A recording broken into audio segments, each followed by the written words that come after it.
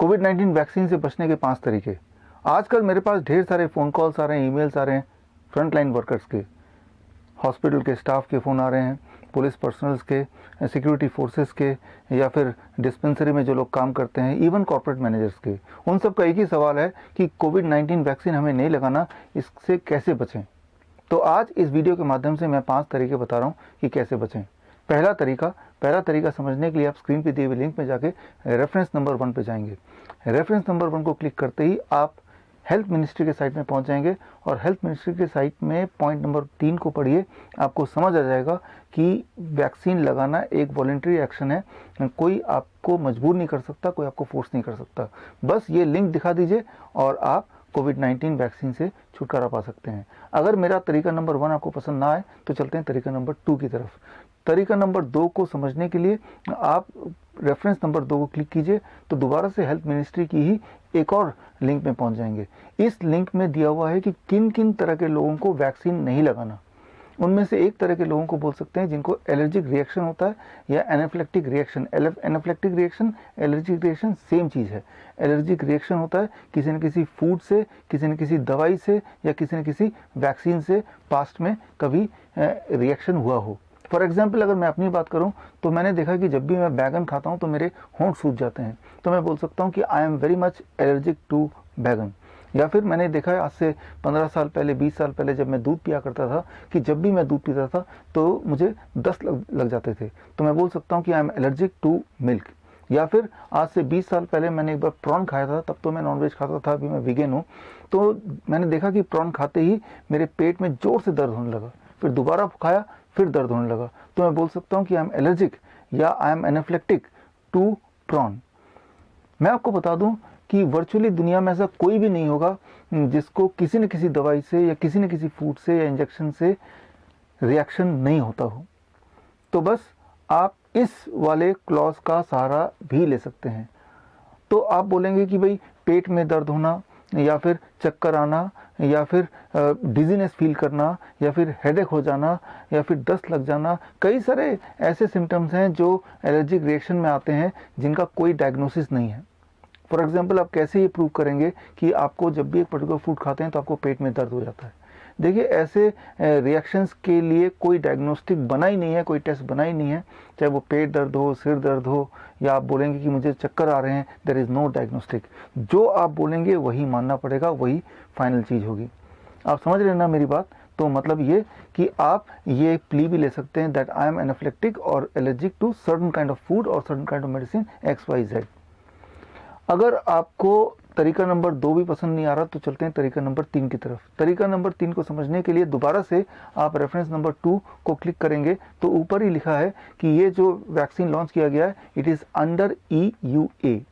अब EUA क्या है, इसको समझने के लिए आप रेफरेंस नंबर 3 को क्लिक करेंगे। रेफरेंस नंबर 3 को क्लिक करेंगे तो आप पहुंच जाएंगे FDA के साइट पे, फूड एंड ड्रग एडमिनिस्ट्रेशन, और FDA के साइट में डेफिनेशन लिखा हुआ है EUA का मतलब इमरजेंसी यूज़ ऑथराइजेशन।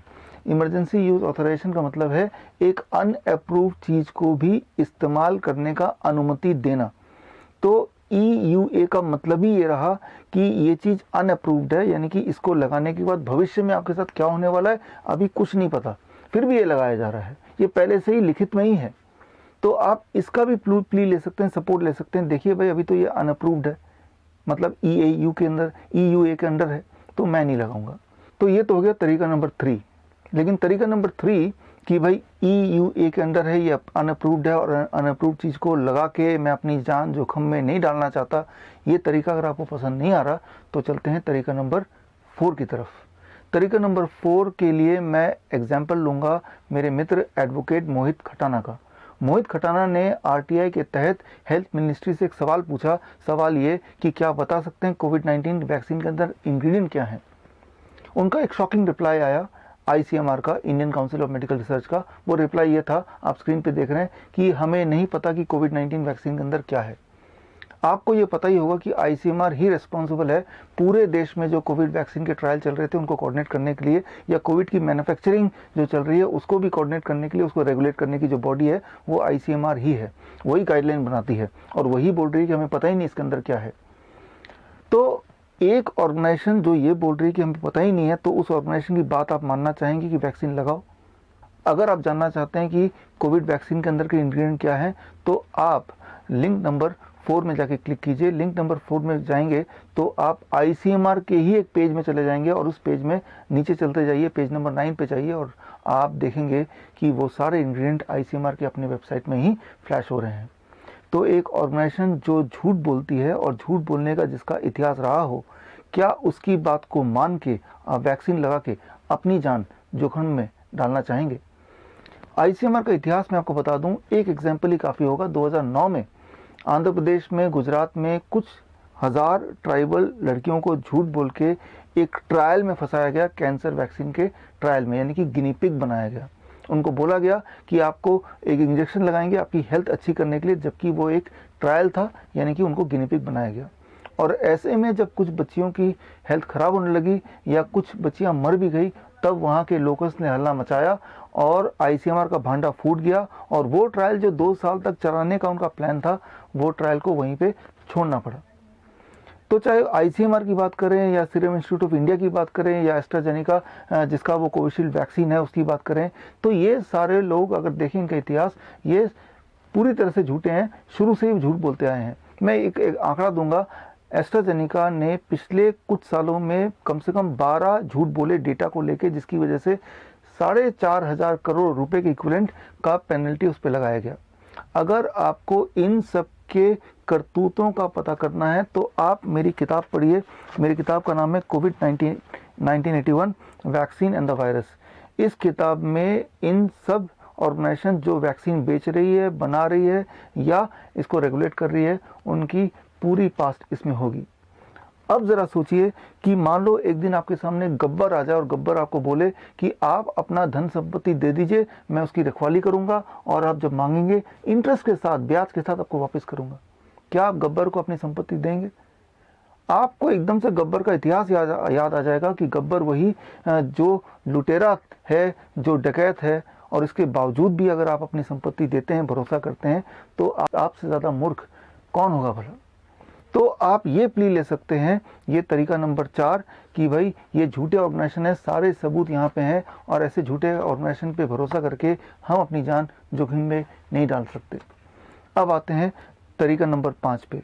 तरीका नंबर 5 को समझने के लिए आप दोबारा से जाइए ICMR के लिंक नंबर 4 पे।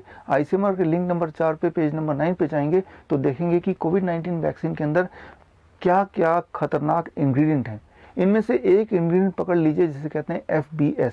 देखिए ध्यान से लिखा है FBS, यानी कि fetal bovine serum. Fetal bovine serum क्या होता है? एक गर्भवती गाय का कत्ल करके उसके अजन्मे बच्चे को चीर के पेट से निकाल के उसके जिंदा रहते हुए उसके पेट में, उसके हार्ट में छेद करके खून सक करना, और उस खून का इस्तेमाल करना वैक्सीन के इनिशियल स्टेज में प्रोडक्शन के, that is called fetal bovine serum. आप ये प्ली ले सकते हैं कि भाई हम ऐसा वैक्सीन जिसमें इस तरह का इंग्रेडिएंट है वो लगा के अपना धर्म भ्रष्ट नहीं कर सकते, और ये प्ली काफ़ी होगा। और ये है तरीका नंबर 5। एक्चुअली आपको कोई बहाने की आवश्यकता है ही नहीं कोविड-19 वैक्सीन से बचने के लिए। आफ्टर ऑल आप एक आज़ाद देश के आज़ाद फ्रंटलाइन वर्कर हैं, चाहे आप हॉस्पिटल में काम करते हैं, चाहे आप पुलिस फोर्स में हैं, या फिर आप फौज में हैं। एक सवाल मेरा आपसे, याद कीजिए आपने बचपन में इतिहास में पढ़ा होगा जलियांवाला बाग हत्याकांड। वो सिपाही कौन थे जिनके हाथ में बंदूक थी और बंदूक के निशाने पे थे छोटे बच्चे, बूढ़े लोग या निहत्थे, इवन महिलाएं, हजारों की संख्या में उन पे गोली चलाई गई। क्या वो सिपाही अंग्रेज थे? नहीं, वो सिपाही गुलाम भारत के गुलाम नागरिक थे। लेकिन आप गुलाम भारत के गुलाम नागरिक नहीं हैं।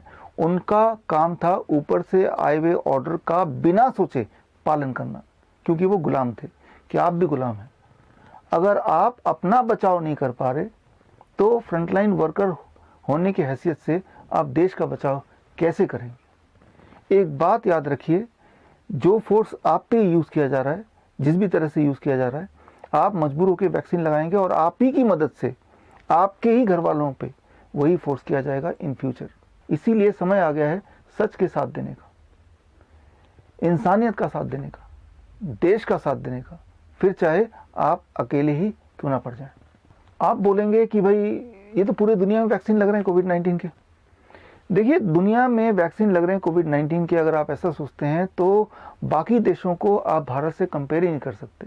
फॉर एग्जांपल हम यूके की अगर बात करें तो यूके में प्रावधान है, अगर किसी को भी कोविड-19 वैक्सीन का साइड इफेक्ट आता है, जैसे बांझपन आ जाना, इनफर्टिलिटी हो जाना, या पैरालिसिस हो जाना, या डेथ हो जाना, या फिर मंदबुद्धि हो जाना, कोई भी इस तरह का अगर साइड इफेक्ट होगा तो सरकार कंपनसेशन देगी, अमाउंट टू लगभग 1,20,00,000 रुपए, और इसके अलावा बहुत सारी और फैसिलिटी।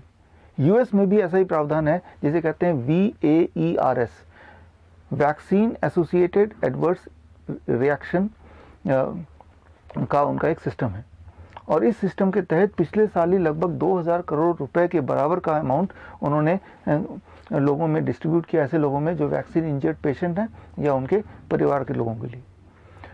और अगर हम भारत की बात करें तो भारत की जो रैंकिंग है हंगर इंडेक्स में, पूरे दुनिया में 117 देशों में रैंकिंग है 102, यानी कि नेपाल, बांग्लादेश, पाकिस्तान, श्रीलंका से भी बहुत नीचे। याद रखिए, भारत में हर 5वां बच्चा रात को भूखा सोता है। भारत में हर साल भूख से 5 साल से कम उम्र के बच्चों की बात करें तो लगभग 8 से 10 लाख बच्चे मारे जाते हैं भूख से। भारत को कोई कोविड वैक्सीन की आवश्यकता नहीं है, भारत को ज़रूरत है हंगर वैक्सीन की, यानी कि खाने की। और खाना जो बनाता है, उगाता है वो किसान, उनकी हालत तो आप देख ही रहे हैं। अभी आपने देखा बजट में कोविड-19 वैक्सीन के बहाने सरकार ने 35,000 करोड़ रुपए एलोकेट किए, या यूं बोले तो गटक लिए। जब तक आप जैसे लोग डरते रहेंगे तब तक इस देश में छोटे छोटे बच्चे भूख से मरते रहेंगे। धन्यवाद। जय हिंद।